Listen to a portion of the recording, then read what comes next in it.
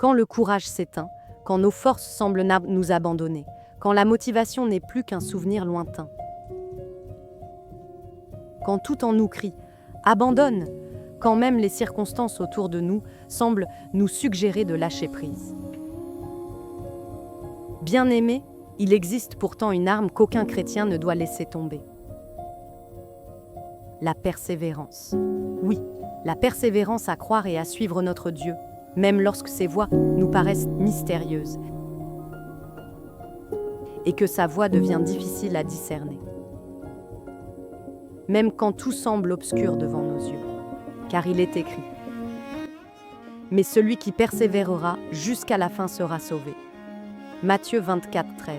Notre Seigneur Jésus-Christ, le vainqueur, nous avait déjà prévenus. Vous aurez des tribulations dans le monde, mais prenez courage, j'ai vaincu le monde. Jean 16, 33. Alors oui, il y aura des moments où l'amour de plusieurs se refroidira, où la ferveur, l'enthousiasme, l'engagement et même l'intimité avec Dieu sembleront disparaître. Mais souvenons-nous de la parabole des 10 vierges, Matthieu 25. Toutes se sont assoupies, mais les vierges sages avaient gardé de l'huile en réserve. Bien que fatiguées, elles étaient l'eau prête, car leur lampe n'était pas vide. Bien-aimés, c'est exactement ce dont nous avons besoin aujourd'hui. Une grande persévérance, une vigilance dans l'attente, une foi qui résiste même dans les nuits les plus sombres.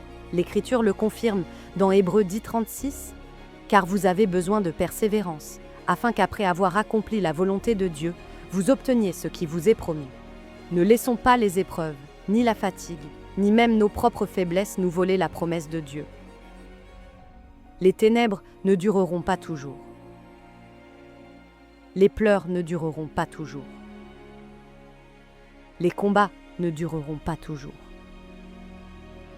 Car celui qui nous a promis est fidèle.